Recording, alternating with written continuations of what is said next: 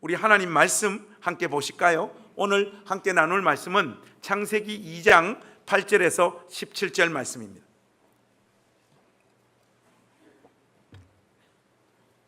창세기 2장 8절에서 17절 말씀, 제가 한 절 읽고 여러분들 한 절 읽고 교독하겠습니다. 여호와 하나님이 동방의 에덴의 동산을 창설하시고 그 지으신 사람을 거기 두시니라.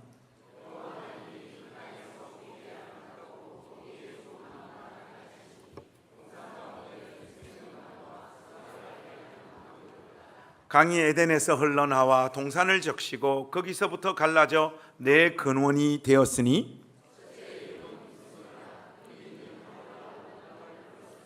그 땅의 금은 순금이요 그곳에는 베델리엄과 호마노도 있으며 셋째 강의 이름은 히데겔이라 아수르 동쪽으로 흘렀으며 넷째 강은 유브라레더라.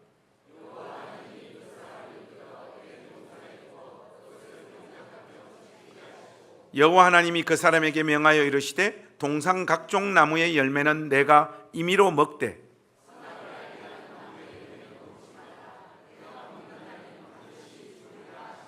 아멘.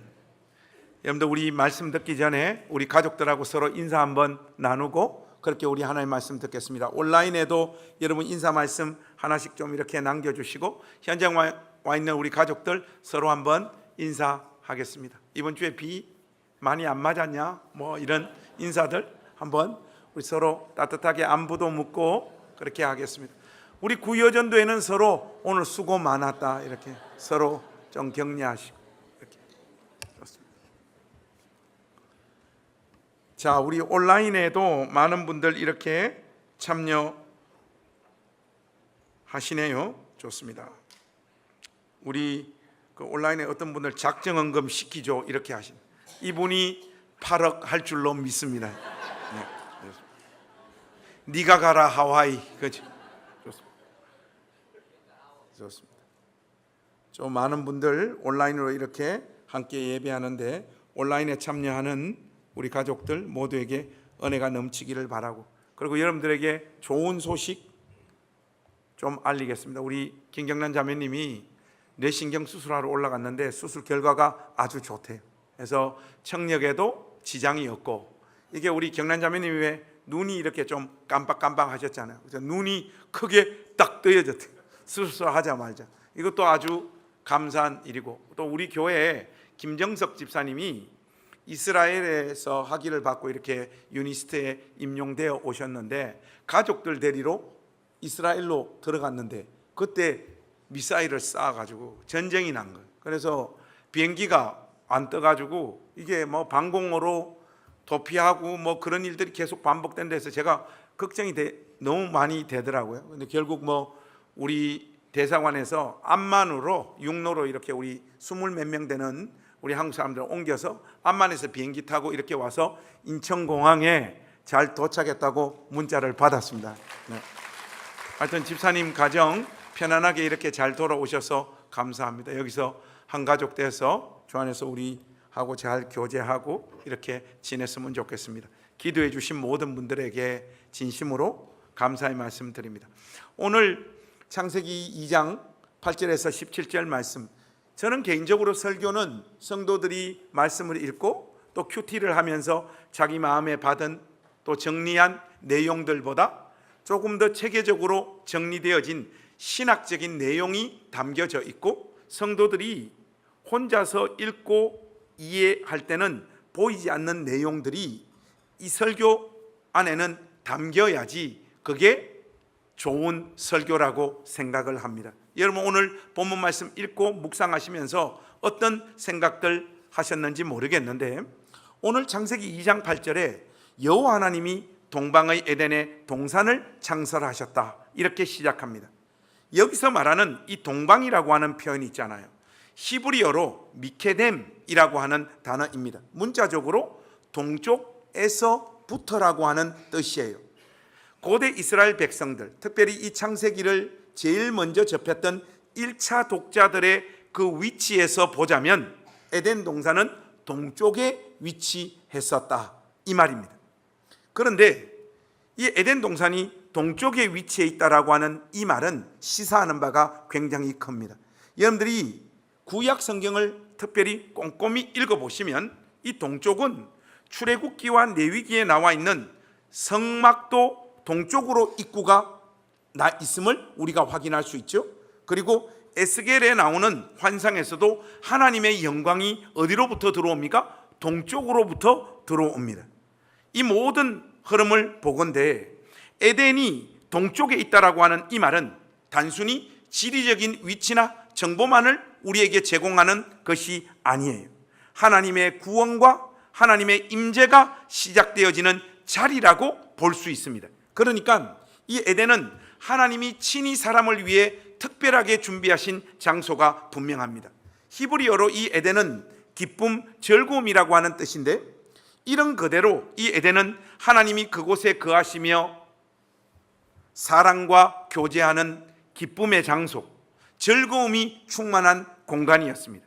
하나님은 바로 그곳에 사람을 두시고 사랑과 함께 걷고 함께 살기를 원하셨던 것이죠.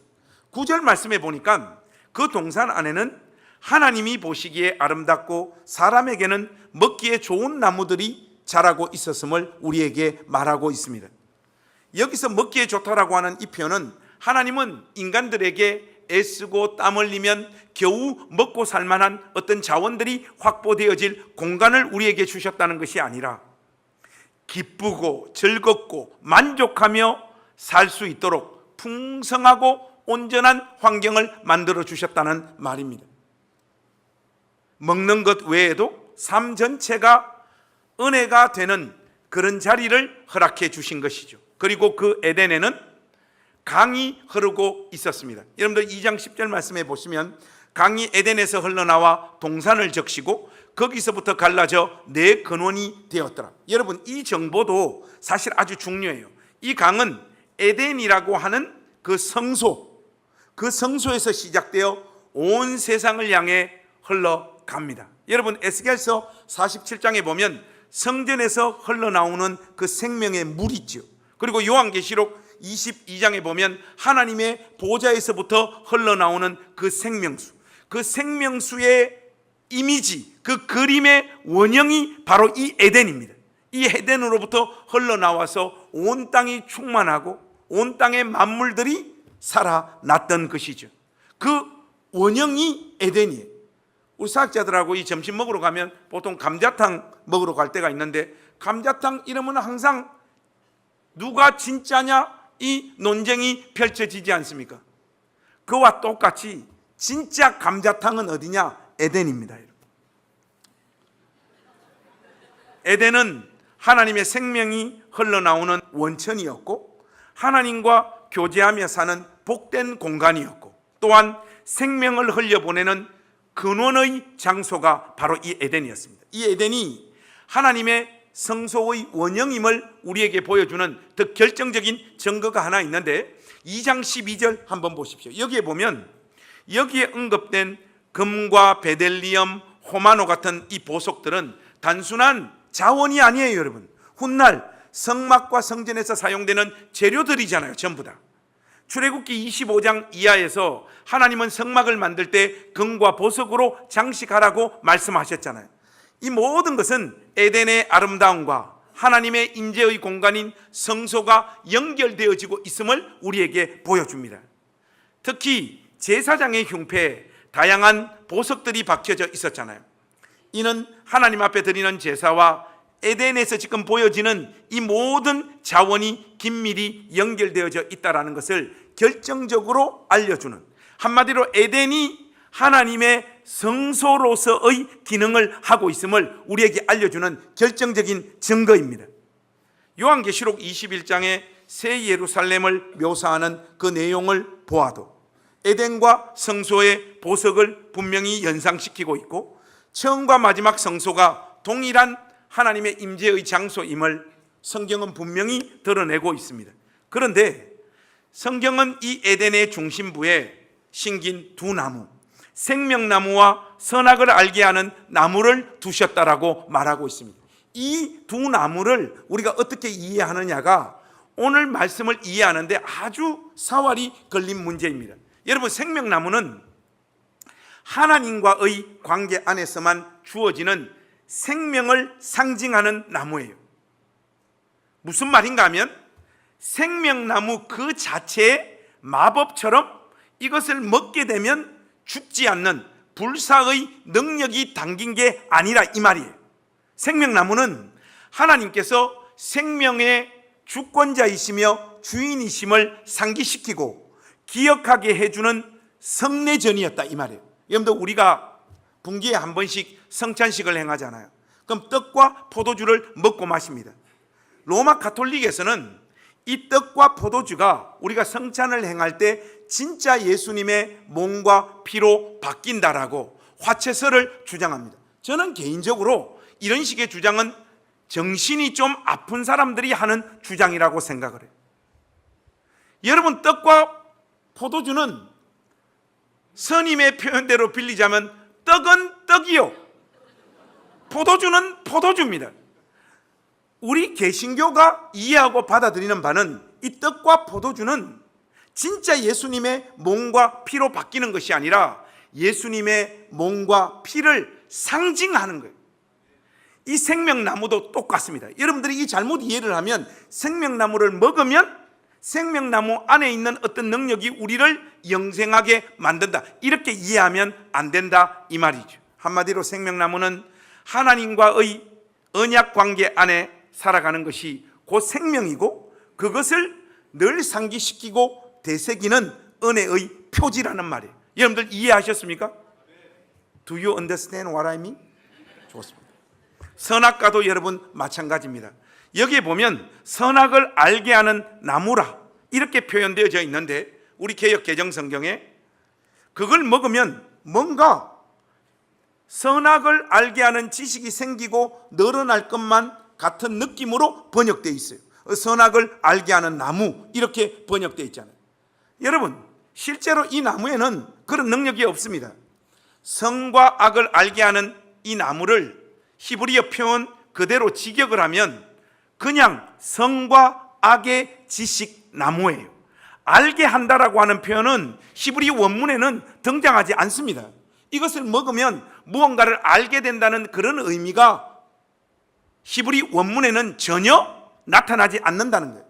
그래서 저는 개인적으로 이 번역을 선악을 알게 하는 나무로 이렇게 번역을 하더라도 알게 하는에 해당하는 이 단어는 작게 번역을 해서 히브리 원문에는 없는 표현임을 번역자들이 강조하고 배려해 주셨으면 좋겠는데 이 표현 때문에 마치 선악을 알게 하는 나무, 이걸 먹으면 선악을 알게 하는 지식이 증가하는 것처럼 그렇게 번역이 되어져 있어요.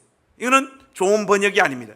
구약 신학자 데렉 키드너가 이 나무에 대해서 이렇게 딱 진술하고 있어요. 이 나무는 마법적인 속성이 있는 것이 아니라 도덕적인 선택을 요구하는 나무이다, 이렇게 번역하고 있어요. 무슨 말인가 하면 이 나무는 하나님께서 인간에게 맡기신 순종의 기준이 되는 나무다 이 말이에요. 하나님이 정하신 질서를 믿고 따를 것인가, 아니면 내가 선과 악에 대한 기준을 스스로 결정하고 거기에 맞춰서 내 삶을 살겠다, 이렇게 살 것인가를 결정하게 만드는 기준이었다 이 말이죠. 결국 이 두 나무는 하나님 말씀에 대한 그 태도의 문제를 결정하는 시금석이었다 이 말이죠. 이처럼 에덴은 단순히 아름답고 복된 삶의 공간이 아니라 생명의 본질과 신앙의 선택이 항상 요구되어졌던 장소였다 이 말이죠.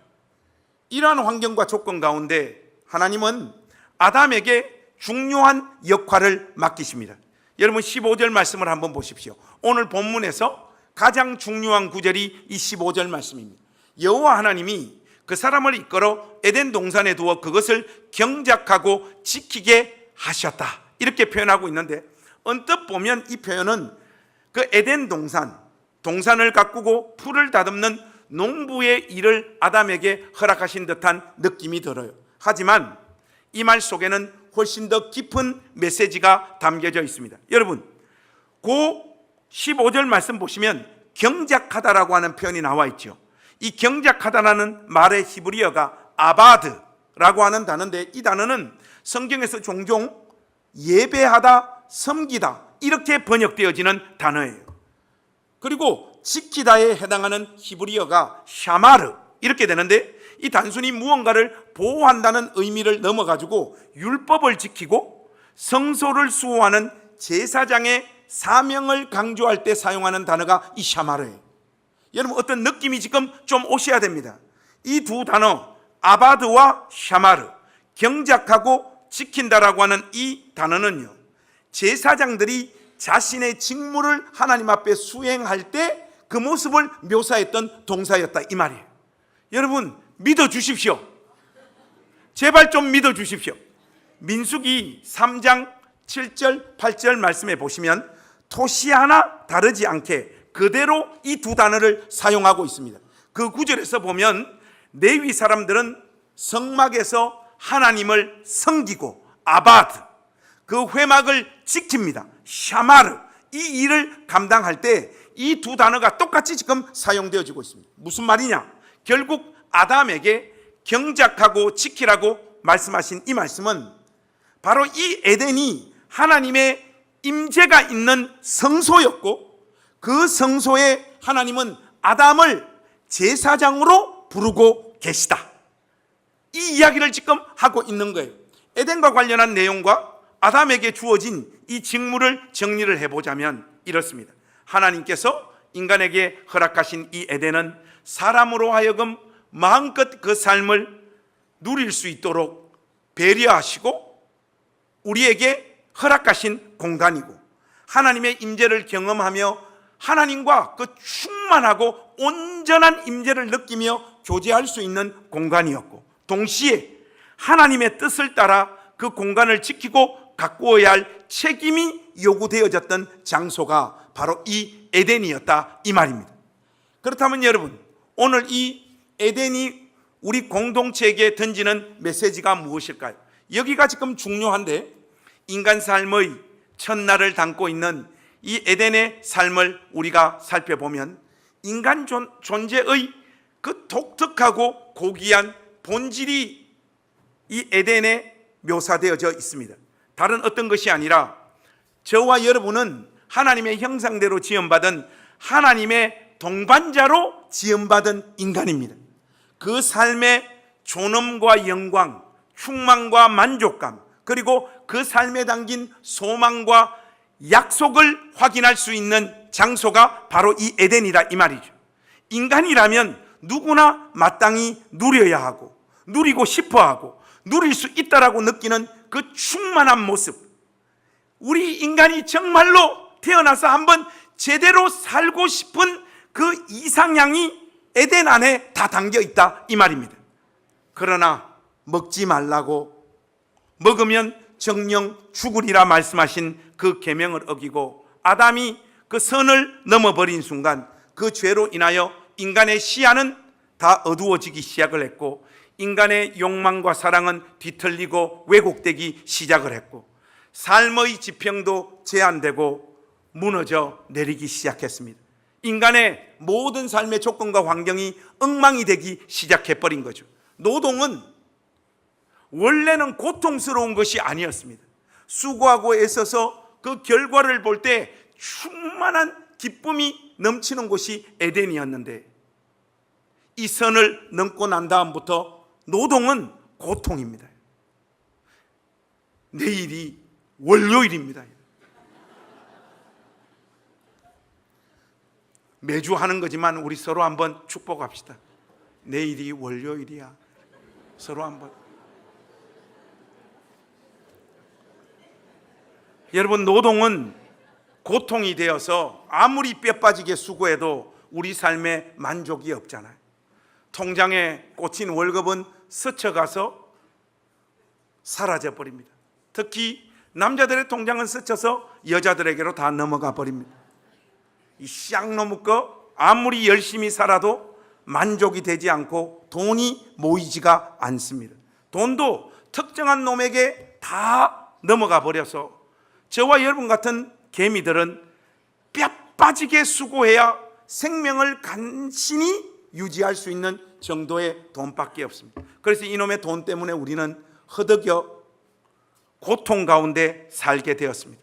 사랑은 상대방을 이용해 먹는 수단이 되어버렸습니다. 요즘 젊은 사람들 이렇게 결혼하는 거 보면 어떤 커플들은 되게 아름다운데 어떤 커플들의 사랑을 보면 서로의 덩을 어떻게 효과적으로 쳐먹을까, 이게 결혼이 되어버렸어요. 결혼이 그런 수단으로 전락해버렸습니다. 사랑은 사랑이지요, 여러분. 아가스의 사랑은 죽음보다 강하다고 했는데 사랑에 무슨 조건이 있냐고요. 조건을 따지기 시작을 하면 그건 사랑이 아닙니다. 저처럼 이렇게 훌륭한데 그 뒤에는 말 안 하겠습니다. 사람이 사람만을 통해 영혼을 채우려고 몸부림치지만 이 사람의 사랑으로 우리의 영혼이 채워지지 않습니다. 사랑 그놈 바비킴이 불렀습니다. 제가 가사 좀 적어 왔습니다. 사랑이란 놈, 그놈 앞에서 언제나 난 늘 빈털털일 뿐, 늘 혼자 외면하고 혼자 후회하고 늘 휘청거리면서 아닌 척을 하고, 사랑이라는 놈, 그 놈 앞에서 언제나 난 웃음거릴 뿐, 사랑해 늘 사랑해 불러도 대답 없는 멜로디. 여러분, 굉장히 마음 아픈 가사예요. 그렇죠? 이문세는 사랑에 대해서 뭐라고 하고 있습니까? 도망간다고 말을 하고 있습니다. 이문세가 이렇게 불러 제낍니다. 사랑이란 게 참 쓰린 거더라. 잡으려 할수록 더 멀어지더라. 이별이란 게 참 쉬운 거더라. 내 잊지 못할 사람아, 사랑아 왜 도망가? 수줍은 아이처럼 행여 놓아버릴까봐 꼭 움켜쥐지만 그리움이 쫓아 사랑은 늘 도망가. 잠시 쉬어가면 좋을 텐데. 여러분, 어디 사랑만 이렇습니까? 하나님과의 관계도 다 깨어져 버렸습니다. 그러니 인간의 마음에 안식이 없습니다. 사랑의 질서가 왜곡되어져요. 우리의 사랑의 정점에 제일 높은 자리에 하나님이 계셔야 되는데 선악과를 따먹고 나서 선과 악에 대한 자기 기준을 가져버린 인간은 이 사랑의 질서를 다 바꾸어서 하나님은 저 밑에 있고 거기에 인간의 사랑, 물질, 기타 어떤 것들로 자기의 영혼을 채워보려고 몸부림을 치는데 사랑의 질서가 비틀어져 버렸다 보니까 우리 영혼에 만족함이 없습니다. 왜냐하면 우리는 하나님 그분을 위해 지어졌고 그분으로 채워져야 영혼의 진정한 만족을 가질 수 있는 존재이거든요. 여러분, 아구스티누스가 고백록 제1권 1절에서 이 유명한 말을 하잖아요. 주께서 우리를 주님을 위해 지으셨으므로 우리의 마음은 주 안에서 안식할 때까지는 참된 평안을 얻지 못합니다. 너무나 정확한 이야기잖아요. 전도서 1장 8절과 로마서 8장 20절 22절 말씀도 여러분 꼭 기억하십시오. 창조 세계가 본래의 목적에서 벗어나서 피로와 허무 속에 놓여 있다라는 사실을 정직하게 이야기하고 있잖아요. 전도자 코엘렛은 인간 삶의 반복과 세상의 끊임없는 순환 속에서 오는 피로감을 이렇게 표현합니다. 눈은 아무리 보아도 만족함이 없고 귀는 아무리 들어도 채워지지 않는다. 여러분, 이는 채워지지 않는 인간의 끝없는 욕망과 그로 인해 만물까지도 지쳐가는 현실에 대한 탄식이에요. 피조물 전체가 함께 허무 아래에서 신음하고 있습니다. 바울은 로마서에서 이 허무의 현실을 더욱 깊이 있게 해석하잖아요. 피조물이 스스로 원해서가 아니라 죄로 인하여 굴복하게 되었고 지금도 썩어짐과 고통의 자리에서 해방을 기다리고 있다라고 말하잖아요. 인류는 아담이 범죄한 후 역사상 아직 단 한 번도 에덴에서의 그 삶을 다시 맛보지 못했고 손에 쥐어보지도 못했습니다. 그래서 우리가 탄식하고 울고 괴로워하고 몸부림쳐서 뭔가 우리 영혼을 채워서 안정되고 만족하고 온전한 어떤 충만감을 느끼고 싶어 하는데 느껴지지가 않아요. 신학계에서도 이런 문제를 극복하기 위해서 끊임없이 이런저런 소리들을 많이 합니다. 그 대표적인 게 이런 거예요. 하나님의 나라는 단지 죽어서 가는 곳만을 의미하지 않습니다. 그것은 이 땅, 곧 우리가 지금 살아가고 있는 이 현실 가운데 임한 나라입니다. 그렇기에 그리스도인들이 생각하는 그 하늘나라의 개념은 역시 달라져야 됩니다. 죽어서 가는 나라가 아니라 이 나라, 이 땅, 이곳에 하나님 나라를 임하게 해야 된다, 이렇게 이야기를 해요. 그럴듯한 이야기입니다. 하지만 우리가 살고 있는 이 세상에 수많은 사람들은 여전히 가난에 시달리고 병든 몸을 안고 살아가고 삶 자체에 별다른 소망이 없는 사람들이 훨씬 더 많습니다. 이런 이야기는 제가 볼 때는 그저 낭만 소설이에요. 과연 우리가 살고 있는 이곳에 임한 그 영광스러운 하나님의 나라가 도대체 어디에 있습니까, 여러분? 50년 넘게 제가 살아보니까 세상의 모든 영역은 그야말로 죄로 오염되어져 있는 아사리판입니다. 건축, 경제, 정치, 외교, 문화, 여러분들이 몸담고 있는 그 현장이 정상적으로 작동하고 돌아갑니까? 거기에 얼마나 많은 죄들이 침투해서 오염되어져서 세상이 엉망이라는 거 우리가 다 알잖아요. 정의롭고 정직하게 살려는 사람들은 고난을 겪거나 비주류로 다 밀려나더라고. 장꾀를 부리고 권력에 기대어 있는 사람들이 오히려 승승장구합니다. 거의 모든 분야가 다 그래요, 여러분. 거의 모든 분야가. 이 가운데 도대체 여기 이 땅에 임한 하나님 나라가 어디 있냐고요. 혹시 그 하나님 나라가 목사님 교회 아닙니까? 에이, 여러분, 그런 말 하지 마세요. 그 나라를 아주 잠시 반짝이며 보여주는 교회가 종종 있을 뿐입니다. 이 땅의 교회가 하나님 나라를 온전히 드러내고 실현하고 있다라고 누가 감히 이야기할 수 있습니까? 이 땅에 임한 하나님 나라를 강조하고 그 신학을 깊이 있게 설파하는 분들이 안 좋아하는 찬송이 있어요. 왜냐? 그분들은 이 땅을 하나님 나라로 바꿔야 된다고 생각하기 때문에 이런 찬송을 안 좋아해요.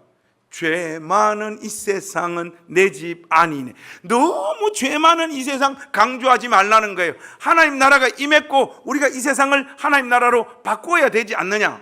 너무 비관적이라는 거예요. 그런데 말이죠, 저는 이 찬송의 가사가 훨씬 더 성경적이라고 생각하고 저의 신앙에도 훨씬 더 가깝습니다.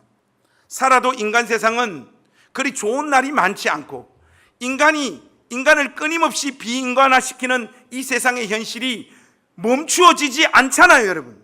무슨 이 땅에 하나님 나라를 세우고 바꿔야 된다고 자꾸 그렇게 이야기하는데 성경이 우리에게 부여한 가장 결정적인 정체성이 뭡니까? 하나님의 나그네 된 백성이에요. 잠시 살다가 갈 나그네들이 무슨 이 세상을 바꾸고 이 세상에 자꾸 정을 붙이려고 하냐 말이요. 하나님 나라의 신학은 매우 정제되고 아름다운 신학체계일 수 있습니다. 그러나 우리의 현실과는 너무나 동떨어져 있는 이야기들이에요. 누군가 분명히 저에게 이런 질문을 하실 것 같아요. 목사님, 그렇게 비관적인 시각과 시선으로 세상을 바라보며 살아가는 것이 정말 옳은 삶입니까? 옳은 삶입니다. 진짜 신앙은 절대 비관주의예요. 누군가 저에게 이렇게 왜 그렇게 비관적이냐고 자꾸 물으신다면 저는 이렇게 단호하게 답하고 싶습니다. 오히려 이 세상에 큰 미련이 없기 때문에 영광의 나라, 창세기에서 분명히 말하고 있는 역사에 실존했던 그 에덴을 더 사모하는 것이죠, 여러분. 한번 물어보십시다, 여러분. 이 땅에 하나님 나라를 이루고 세상을 변화시키려고 하는 그 갈망이 더 많은 열매를 맺게 할까요? 아니면 이 땅에 미련을 두지 않고 살아가는 자, 영원한 아버지의 나라를 소망하는데 마음이 꽂혀 있는 사람들이 더 많은 열매를 맺을까요? 각자들의 주장들이 있겠지만 저는 단호하게 외칠 수 있습니다. 이곳은 저의 집이 아닙니다. 저는 이 세상에 정 붙일 마음이 전혀 없어요.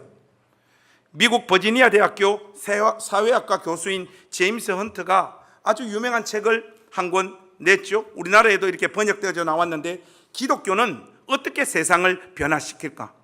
이게 책 제목입니다. 그런데 제가 원서로 이 책을 살짝 봤는데 이 책의 원제는 그게 아니에요. To change world예요. 어떻게라고 하는 단어가 원 제목에는 없어요. 이거 제목을요, 인위적으로 이거 지금 자기 멋대로 잘못 번역한 거예요. 책의 부제에 보면 Irony, Tragedy and Possibility of Christianity in the Late Modern World 이렇게 나와요. 후기 현대 사회에서 그 안에 있는 아이러니, 비극, 그리고 기독교의 가능성에 대해서 이야기하고 있는 책인데, 이 책의 요지가 뭔가 하면요, 기독교가 세상을 변화시키려고 하는 그것이 아이러니고 비극을 가져올 수 있다, 이 말이에요. 여러분, 이 책의 핵심 내용이, 이 책은 교회가 세상을 변화시키려고 하다가 교만해진 교회를 지적하고 비판하고 있는 책인데, 이 책 읽고 다 사람들이 어떻게 우리가 세상을 변화시킬 건가, 그 방법론을 이야기하고 있습니다. 책을 잘못 읽은 거예요. 여러분, 정말 이해가 안 되는 게, 현대 공고도 읽고 제대로 이해를 하는데 왜 이런 책을 읽고 세상을 변화시키자 이렇게 나아가는지 모르겠어요. 세상은 변화되지 않습니다. 여러분, 죄가 왕노릇하는 이 세상은 변하지도 않지만 우리가 변화시키려고 하면 할수록 세상은 우리를 더 공격합니다. 여러분, 집구석에서 우리가 부부싸움 왜 합니까?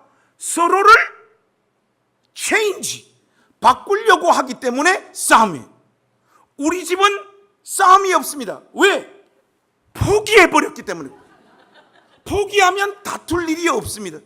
여러분들이 자꾸 남편하고 아내 바꾸려고 하기 때문에 싸움 나듯이, 우리도 기독교의 어떤 가치관을 가지고 세상에 나가서 이 세상을 바꾸겠다라고 하는 그 사고방식이 세상 사람들이 극렬하게 교회를 향해서 저항하고 비판하게 된 결정적인 원인이에요. 여러분, 죄 많은 이 세상에서 우리는 빛과 소금으로 그냥 사는 거예요. 여러분, 변화의 방점이 있지 않습니다. 하나님은 우리를 부르셔서 세상을 변화시키라고 우리를 부르신 것이 아니라 세상에 복이 되라고 하셨어요.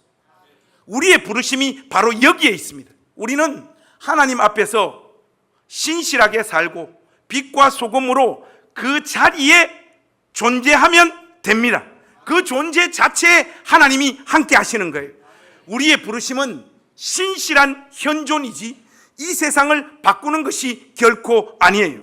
온전한 세상은 저 영원한 에덴 아버지의 나라에만 있습니다. 이 세상은 아닙니다. 이 세상은 우리 집이 아니에요. 우리는 하나님의 나그네 된 백성이에요. 잠시 살다가 영원한 에덴으로 가야 되는 것, 그것이 우리의 아이덴티티고 우리의 정체성입니다. 성경은 처음부터 끝까지 지속적으로 이 이야기를 하고 있습니다. 어떻게 하면 우리가 본래 있어야 할 그 자리로 하나님과의 완전한 교제 속으로 다시 들어갈 수 있을지, 사랑하고 사랑받고 하나님과 함께 살아가는 그 자리, 그 삶, 그리고 다른 동료 인간들과도 아름답게 사랑하고 사랑받으며 살아가는 그 삶에 대해서 성경이 말하고 있다고요. 동시에 성경은 왜 사람은 늘 그리움과 갈망을 안고 살아갈 수밖에 없는지, 왜 반복되는 실망 속에서도 포기하지 않고 무언가 이 세상으로는 다 만족하지 못하는 어떤 갈망이 인간의 마음 안에 존재하고 있는지, 왜 아무리 꿈을 이루고 물질을 소유하고 자녀들의 성공을 보고 또 내가 기뻐하는 어떤 열매를 맺어도 여전히 허전하고 이 영혼이 채워지지 않는지를 성경은 분명히 말하고 있습니다. 처음 아담은 잠시 그 영광스러운 삶을 맛보았습니다. 자기 일에 만족이 있었고 결핍과 허전함이 없는 사랑을 나누었고 하나님의 온전한 임재를 누렸습니다. 하지만 죄가 들어왔고 그 다음에 모든 것이 다 붕괴해 버렸습니다. 그래서 이 창조보다 더 큰 일이 하나님에게는 필요하게 되었고 하나님은 그 일을 감행하셨습니다. 그 일은 다른 것이 아니라 우리 구주이신 예수님의 죽으심과 부활을 통한 완전한 속죄입니다. 그 일이 그리스도 예수 안에서 이미 성취되고 이루어졌습니다. 그런 다음 예수 그리스도께서는 우리를 사랑하셔서 그의 피로 우리를 죄에서 해방하시고 우리를 하나님 아버지를 위하여 나라와 제사장으로 부르셨습니다. 하나님께서 에덴을 지으셔서 그 자리에 아담을 제사장으로 부르셨듯이 하나님이 다시금 우리를 나라와 제사장으로 삼으셨어요. 이것은 단지 우리의 부르심, 우리의 정체성이 죄사함에 그치는 것이 아니라 창세기에서 잃어버린 인간의 본래 소명, 하나님과 함께하며 그분을 예배하고 세상을 돌보는 제사장적 삶을 회복하는 이 구속의 완성이 그 출애굽기 19장 6절에 너희가 내게 대하여 제사장 나라가 되었고 거룩한 백성이 되리라 이렇게 말씀하고 계시고, 이 약속은 예수 그리스도를 통해 신약교회 안에서도 실현되어지고 전달되어집니다. 베드로 사도가 이야기하잖아요. 여러분들이 암송하고 있는, 전국의 모든 가족들이 암송하고 있는, 우리 나전당 교회만 암송하지 않고 있는, 그러나 너희는 택하신 족속이요 왕같은 뭐라? 제사장들이요 거룩한 나라요 그의 소유된 백성이니. 하나님께서는 우리를 단순히 죄에서 구원하는 데 그치지 않고 우리 각 사람을 하나님을 예배하며 세상 가운데 그분을 드러내는 제사장 나라로 우리 각자를 세우셨습니다. 여러분의 일상이 펼쳐지는 그곳, 여러분들이 살아가는 그 삶의 현장, 그곳에서 하나님의 제사장으로서의 정체성을 가지고 우리는 살게 되었다는 것. 그런데 예수 믿고 이 자리로 부름받고 있음에도 불구하고 아담이 실패했듯이 우리 역시 무너지고 실패하는 날들이 많습니다. 제사장으로 사는 이 삶에서 실패하는 날들이 많아요. 그리스도 안에서 살아감에도 불구하고 이 길이 쉽지 않습니다. 믿음을 소유하고 있음에도 불구하고 이 일이 만만치 않은 거예요. 이런 이야기가 어떤지 모르겠는데 이 제사장직을 우리 각자들이 실수하고 잘못하고 넘어지는 날이 많다고 말씀을 드렸는데 마치 이런 거예요. 제가 행신에서 사역을 할 때 어떤 분으로부터 제보를 하나 받았습니다. 목사님 설교를 그대로 표절을 해서 똑같이 설교를 하고 그 설교 원고를 홈페이지에 게재하고 있는 교회와 목사님을 제가 발견했습니다 하고 링크를 보내주세요. 그리고 딱 들어가서 보니까 토시 하나 안 틀리고 저의 설교를 똑같이 서울말로 하고 자빠졌어요. 그리고 설교 원고 내용을 처음부터 끝까지 완벽하게 토시 하나 안 틀리고 그대로 게재하고 계신 거예요. 그 좋은 설교를 아시더라고요. 저 보통 이제 바깥에 나가서 저는 외부에서 설교할 때 설교가 4개밖에 없어요. 근데 어떤 교회에서는 한 번 더 부르더라고요. 저는 그런 교회가 싫습니다. 왜냐? 가서 할 설교가 없거든요. 그 중에 하나가 사무엘상 23장 1절에서 14절에 그 일나로 가라. 근데 요즘은 하루 유튜브에 그 영상을 다 올려놔서 요즘은 혹시 이 교회 사람들 이 설교 다 들은 거 아닐까 싶어가지고 제가 기도하면서 하나님으로부터 지혜를 얻었어요. 제목을 바꿔라 해서 요즘 제가 그걸 자기 몫을 하라 이렇게 제목을 바꿔서 하고 있습니다. 그런데 이 목사님이 그 설교를 그대로 뺏겨가지고 그대로 올려놓은 거예요. 그 제가 목사님께 전화를 했어요. 목사님, 지적 재산권 침해입니다. 이러시면 안 됩니다.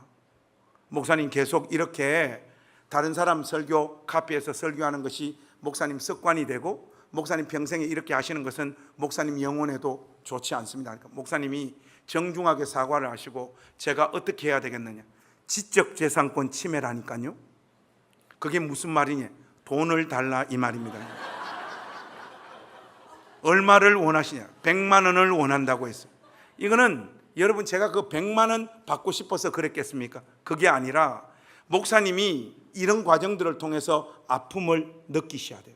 그래야지 하나님께서 맡기신 그 말씀을 선포하는 제사장의 역할을 하나님 앞에서 회개하고 다시 바르게 수행하실 수 있잖아요.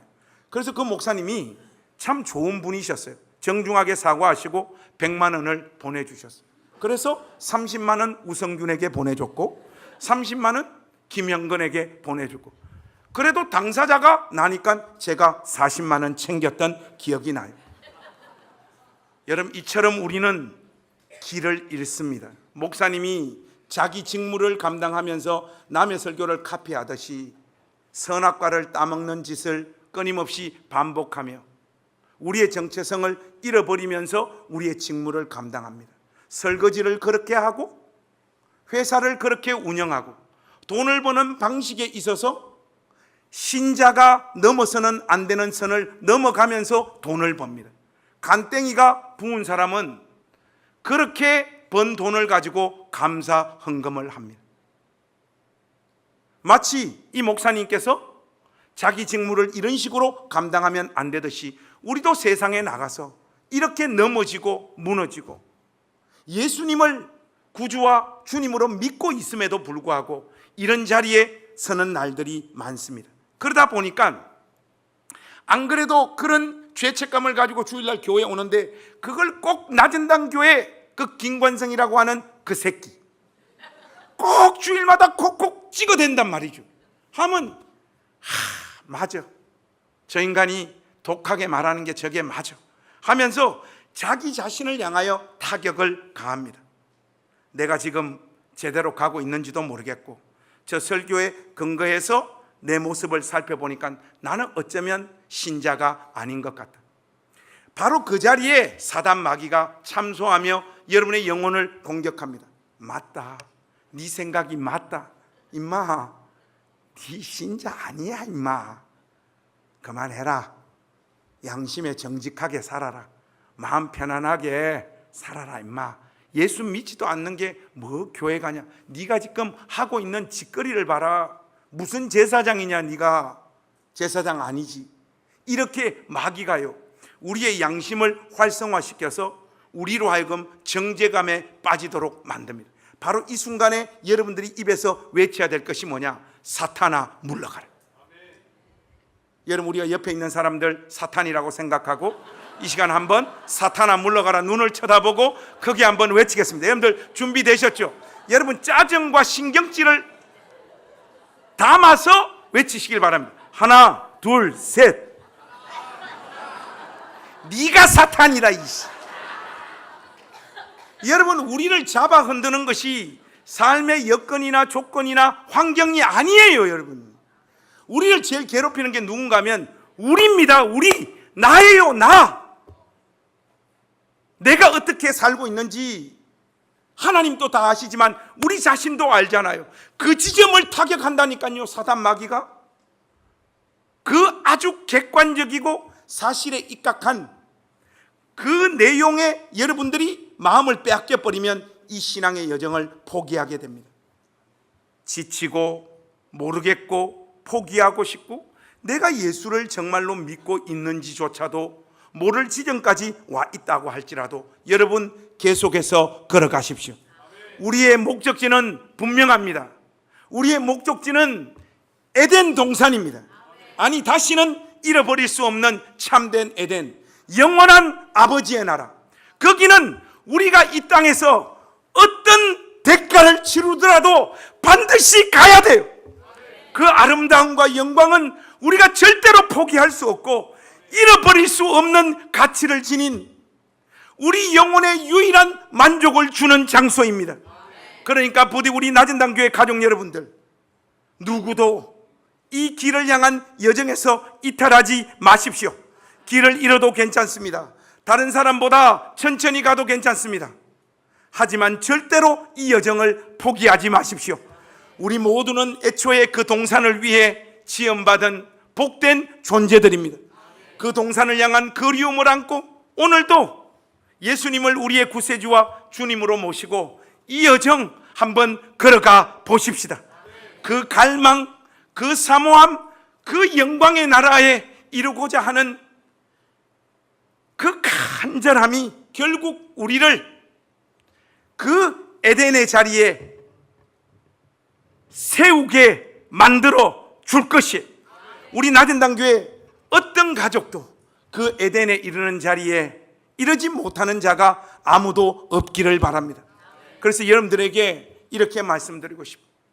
제가 이 죽음을 맞이하며 있는 그 자리에 우리 낮은당교회 모든 가족들이 있기를 소망합니다. 그런데 여러분, 그곳이 아니면 어떡하려고 아멘 하십니까? 갔는데 발이 떠긋기 시작을 합니다.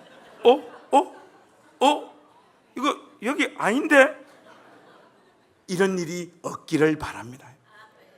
하나님은 구원의 기준을 까다롭고 어렵게 세우셔서 우리를 가급적이면 그 에덴 동산에 안 넣어주려고 하시는 분이 아니라 우리 삶에 이런 죄와 잘못들, 누더기가 되고 엉망진창이 된 요소들이 너무나도 많고 객관적으로 너무나도 엉망진창일지라도 요만한 것 하나 붙잡아서 그걸 붙잡았으라도 우리를 그 영원한 에덴에 넣어주기를 우리보다 더 소원하시는 분이 우리 하나님 아버지십니다. 제가 언제 박영선 목사님 책을 읽었는데 저는 뭐 그 내용 자체는 다 동의하지 않는데 목사님 마음은 좀 이해할 것 같더라고요. 그 권사님이신데 남편이 예수 안 믿고 죽었어요. 그래서 와서 목사님 우리 남편은 어떡합니까 하니까 박 목사님 물었대요. 혹시 교회 갈 때 남편이 때린 적이 있냐니까 때린 적이 없다. 그 구원 받았다. 하나님께서 그 마음 보고 넣어주셔야 돼. 조금 과한 이야기인데 박 목사님이 그걸 몰라서 그 이야기를 하시겠냐고요. 그 안 믿고 죽은 어떤 남편이 있습니다. 혹시 교회 갈 때 차 한번 태워줬나? 많이 해줬어요. 구원 받았다. 하나님은 그런 분이십니다. 그러니 제발 여러분의 객관적인 모습을 보고 에덴을 향하여 걸어가는 그 여정을 포기하지 마십시오. 걸어가십시오. 정체 없이 걸어가십시오. 보통 보면 이게 찬송가도 참 좋은데 뭐 나훈아의 고향역 이런 거 보면 저는 요즘 자꾸 그런 게 생각이 나요. 달려라 고향 열차, 그리움 가득 안고. 딱 맞잖아요 여러분. 다음 주 우리 마지막 찬양은 고향역으로 하겠습니다. 오늘은 제가 다른 거 구했는데 여러분, 에덴을 향하여 완벽한 하나님과의 충만한 교제가 넘치는 곳, 사랑하고 사랑받고 그 어떤 사랑의 왜곡과 비틀림도 없고 수고하고 애썼을 때 그 온전한 그 결과로 인한 만족들, 또 하나님께서 배려하셔서 만들어주신 그 충만한 기쁨과 즐거움이 넘치는 그곳 가기를 원합니다. 저는 천국 가면요 야구할 거예요. 어렸을 때 돈이 없어서 못했던 야구할 거예요. 유현진 세워놓고 제가 홈런 칠 거예요.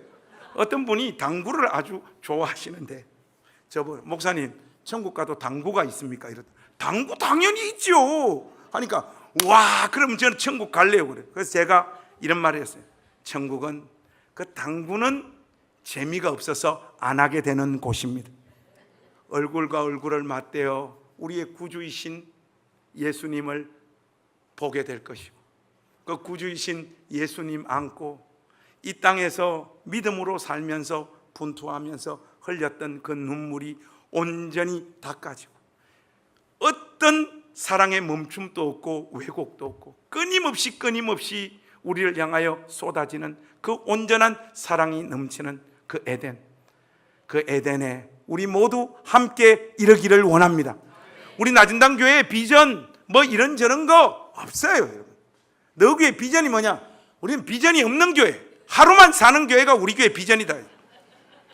우리 교회 비전은 딴 거 아닙니다. 우리 예배당 안으로 들어와서 우리와 함께하고 예배하고 함께 교제한 그 어떤 사람도 영원한 에덴에 이르는 것. 여러분 이 은혜가 여러분 인생에 넘치시기를 구주이신 예수님의 이름으로 축원합니다.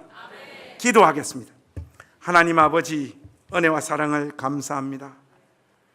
오늘 에덴 동산의 모습을 보여주시고 우리로 하여금 영원한 나라를 꿈꾸게 하신 것 감사합니다.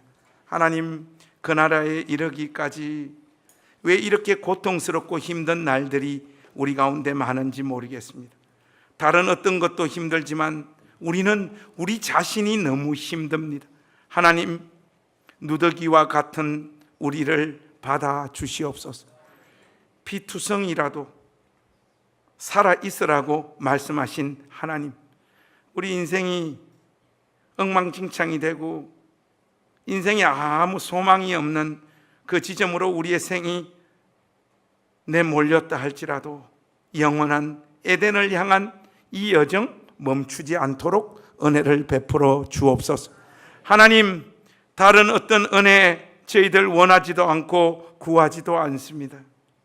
자비와 긍휼을 베풀어 주셔서 우리 모두 영원한 아버지의 나라에 이를 수 있도록 은혜를 베풀어 주시고, 제발 그 일에 있어서만은 우리를 향하여 하나님 긍휼하심으로 우리를 대해 주시옵소서.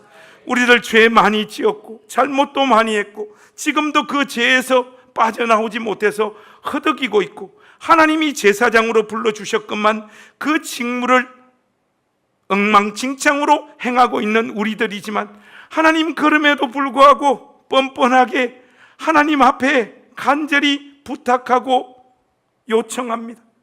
우리로 하여금 영원한 아버지의 나라에 이를 수 있도록 우리 인생을 주장하시고 인도하여 주시옵소서. 특별히 나전당교회 몸담은 모든 사람들이 그 나라에 이룰 수 있도록 이 교회 위에 그 은혜만은 허락하여 주옵소서.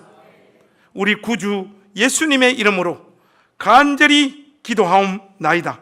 아멘.